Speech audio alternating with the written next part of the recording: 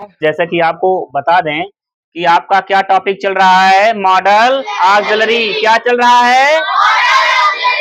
Model auxiliaries.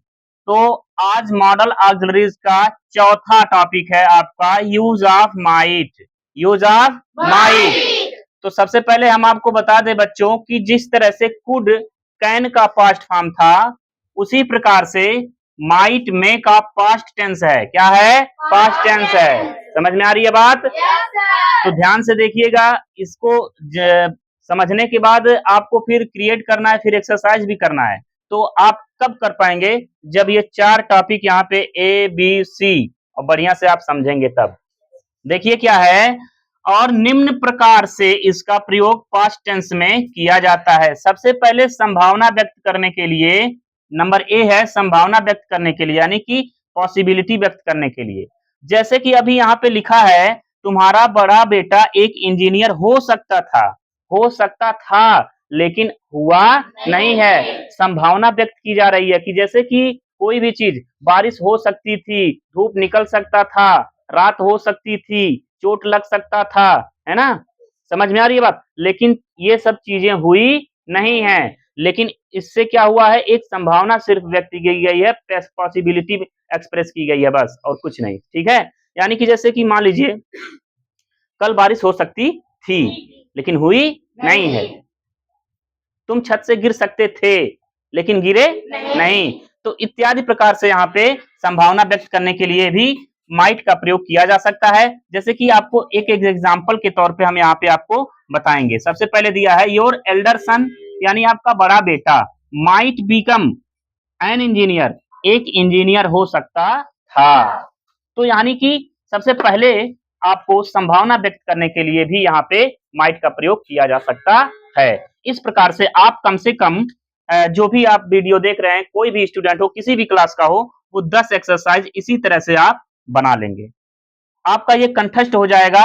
आपको perfect तरीके से ये पता चल जाएगा कि माइट का यूज किन किन अवस्थाओं में, किन किन जगहों पे, किन किन तरीकों से किया जा सकता है। अंडरस्टैंड? और दूसरा है बच्चों, बी वाला देखेंगे, उद्देश्य यानी पर्पज के लिए भी माइट का प्रयोग किया जा सकता है। कैसे? ही टूक मेडिसिन। सबसे पहले देखिए लिखा है नीचे हिंदी, उसने दवाई खाई। उसने दवाई खाई। दवाई खाने के पीछे एक उद्देश्य होता है ना। अगर आप बीमार हैं तो ठीक होने का उद्देश्य है। उसने दवाई खाई ताकि वह अच्छा हो जाए। ताकि वह अच्छा हो जाए। ताकि वह अच्छा हो जाए। अब कोई दवाई क्यों खाएगा? अगर कोई ठीक है, स्वस्थ है, तो वो दवाई खाएगा? नहीं खाएगा। दवाई क्यों खाएगा? इसका मतलब वह बीमार है और वह ठीक होना चाहता है। उसका उद्देश्य है कि वह ठीक होना चाहता है। सबसे पहले बच्चों यहाँ देखिए, ही टूक मेडिसिन सो दैट, उसने दवाई खाई। सो दैट का मतलब होता है ताकि, ही माइट गेट वेल, वह अच्छा हो जाए। तो उद्देश्य के लिए भी माइट का प्रयोग किया जा सकता है। अंडरस्टैंड? अब अगला है बच्चों सी, यानी विश, यानी इच्छा। इच्छा जाहिर करने के लिए, जैसे कि किसी भी व्यक्ति से आप इच्छा जाहिर करते हैं ना, मैं आशा करता था या मैं उम्मीद करता था कि तुम सफल हो जाओगे या सफल हो जाओ, है ना? सफल मतलब समझ में आ रही है ना बात? आपकी इच्छा है, किसी भी व्यक्ति से किसी की भी इच्छा जाहिर की जा सकती है।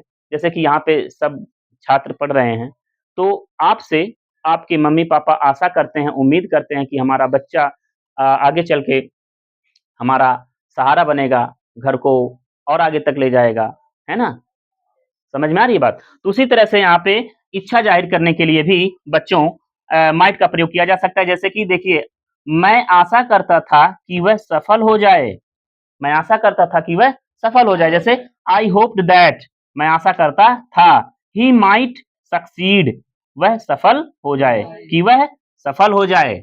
समझ में आ रही है बात? यहाँ तक अगर समझने में किसी को भी प्रॉब्लम हुई हो तो वो क्वेश्चन कर सकता है।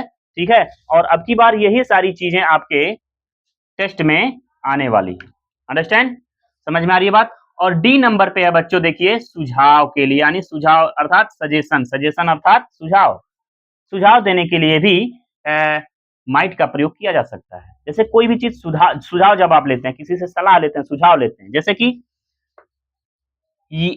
अब यहाँ पे देखिए हिंदी लिखा हुआ है, जगह की कमी के कारण मैं यहाँ पे कवर कर दिया हूँ, यहाँ से यहाँ तक है। तुम इस वर्ष आईएएस की परीक्षा तुम इस वर्ष तुम इस वर्ष आईएएस की परीक्षा में बैठ सकते थे, लेकिन क्यों नहीं बैठे? क्योंकि फार्म ही नहीं डाले।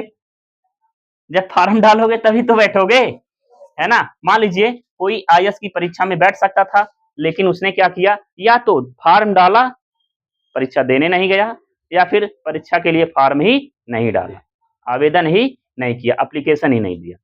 समझ में आ रही है बात?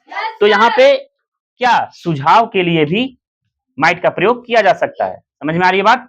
देखेंगे जैसे you might appear for IAS examination this year. तो यहाँ पे लिखा है तुम इस वर्ष आईएएस की परीक्षा में बैठ सकते थे। तो बच्चों यानी कि यहाँ पे प्रत्येक से आपको क्या क्या कितना कितना सेंटेंस बनाना है? 10 सेंटेंस आपको बनाना है। कैसे? संभावना व्यक्त करने के लिए 10 बना लीजिए। उसके बाद आप उद्देश्य के लिए, विश के लिए, फिर सुझाव के लिए। अब आपको करना क्या है? अब आपको ये करना है कि सब्जेक्ट के बाद आपको क्या करना है कि माइट का प्रयोग करना है। माइट का प्रयोग करना है और माइट के प्रयोग के बाद बच्चों हमेशा वर्ब का फर्स्ट फॉर्म लगेगा। क्या लगेगा? वर्ब का फर्स्ट फॉर्म। अगर माइट के बाद बी नहीं है, हैव नहीं है, हैड नहीं है, हैड बीन नहीं है, हैव बीन नहीं, तो हमेशा माइट के बाद यानी कोई भी मॉडल ऑक्सिलरी के बाद वर्ब का फर्स्ट फॉर्म प्रयोग होता है और प्लस उसके बाद अदर वर्ड का प्रयोग आप कर सकते हैं। अंडरस्टैंड? हमेशा इसी तरह से प्रयोग कीजिएगा। जैसे कि देखिए ये सब्जेक्ट है, तो यहाँ पे सब्जेक्ट लिखा गया है, फिर यहाँ पे हेल्पिंग वर्ब के रूप में माइट है, तो यहाँ पे माइट लिखा हूं मैं, और अपीयर एक वर्ब है, तो वर्ब का फर्स्ट फॉर्म यहाँ पे लिखा गया है अपीयर। समझ में आ रही है बात ना? यानी कि आप देख पा रहे होंगे सब में मैं सब्जेक्ट के बाद माइट का प्रयोग किया हूं। सब में सब्जेक्ट के बाद माइट का प्रयोग किया गया है। देखिए यहाँ पे सब्जेक्ट के बाद माइट का प्रयोग किया गया है, यहाँ पे भी सब्जेक्ट के बाद माइट का प्रयोग किया गया है, और यहाँ पे भी सब्जेक्ट के बाद माइट का प्रयोग किया गया है। सब्जेक्ट के बाद माइट का प्रयोग कर सकते हैं। अर्थात इसी प्रकार से ये आपका मॉडल है, ये आपका जान लीजिए कि एक एक्सरसाइज है, एग्जाम्पल है, इसी के आधार पे आप बनाएंगे ना? पवन आप बनाओगे? चलिए ठीक है, आज का क्लास यहीं तक। पूरा देखिए, आप स्क्रीनशॉट ले सकते हैं, स्क्रीनशॉट लेकर के भी आप इसको बना सकते हैं।